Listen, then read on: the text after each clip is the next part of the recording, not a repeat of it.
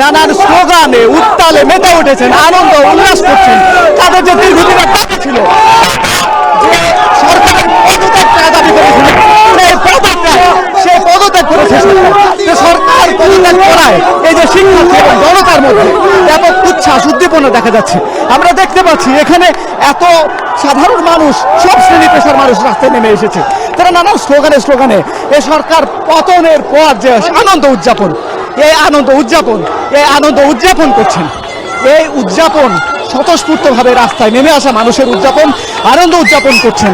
তারা এত স্বতঃস্ফূর্ত চিত্র সাধারণ মানুষের মধ্যে সাধারণত দেখা যায় না।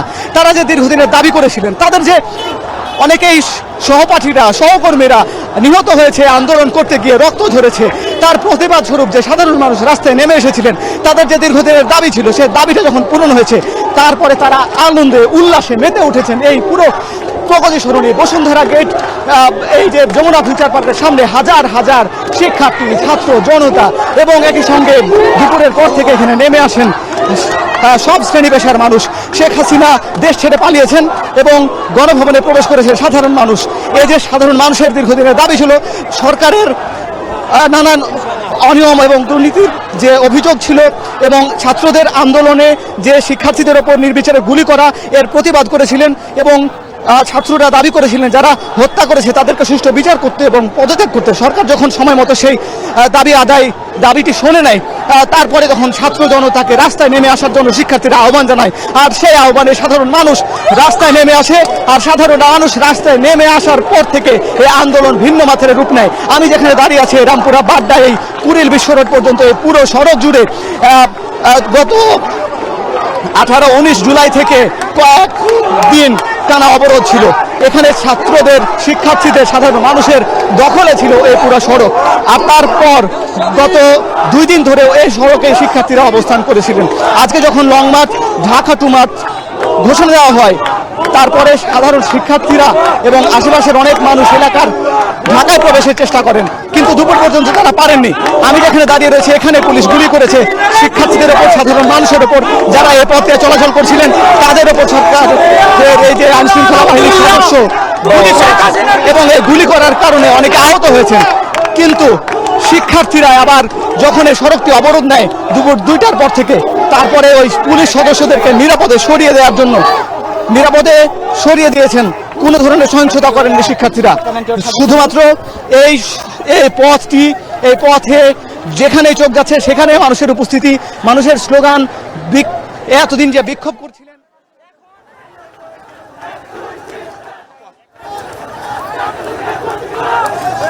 আমরা আবার সাথে দেখতে পারলাম। Thank you.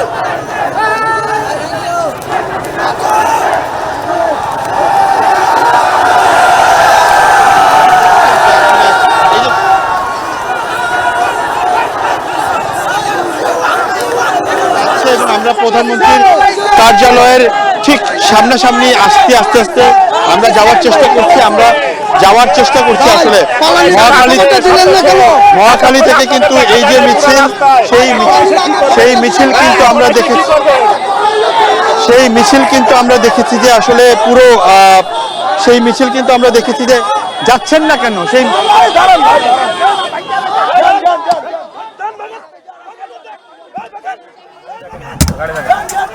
ভাই আরে ভাই যাচ্ছে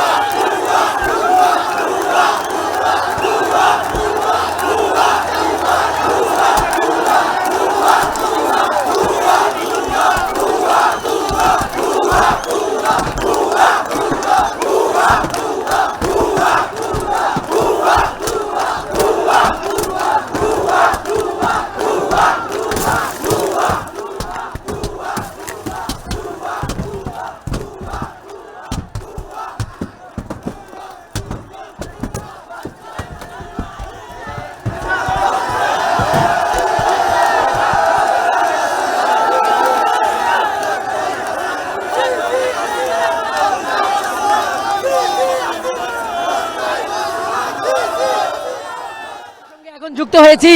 এই শাহবাগ মোড়ে শুধু এখন বিজয় উল্লাস চলছে, শুধু উল্লাস আর উল্লাস, লাখ লাখ মানুষের উল্লাস। কিছু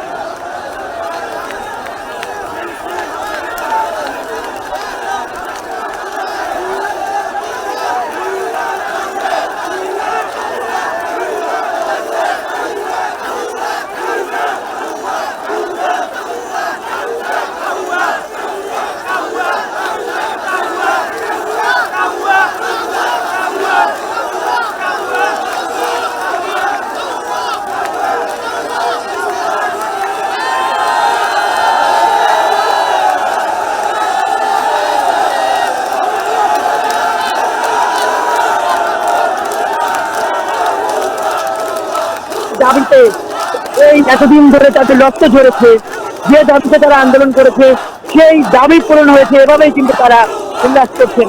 আমরা কিছুক্ষণ আগে খবর পেয়েছি এই সাবেক প্রধানমন্ত্রী উনি গণভবন ছেড়ে গেছেন এবং গণভবনে সাধারণ মানুষ ঢুকে পড়েছে এবং প্রধানমন্ত্রীর যে কার্যালয় সেখানেও সাধারণ মানুষ ঢুকেছে এবং সেই বিজয় উল্লাস সেখানে কিন্তু নানাভাবে মানুষেরা করছে। উপস্থিত এই মানুষেরা তারা পতাকা নাড়িয়ে এই উল্লাস নগরীর শাহবাগ চত্বর থেকে শাহবাগ স্কোয়ার এখন কিন্তু বিজয়ের স্কোয়ারে পরিণত হয়েছে। আমরা দেখছি যে লাখো লাখো ছাত্র জনতা এখানে সমবেত হয়েছেন এবং তারা যে দাবিতে এই এতদিন ধরে তাদের রক্ত ঝরেছে, যে দাবিতে তারা আন্দোলন করেছে সেই দাবি পূরণ হয়েছে, এভাবেই কিন্তু তারা উল্লাস করছেন।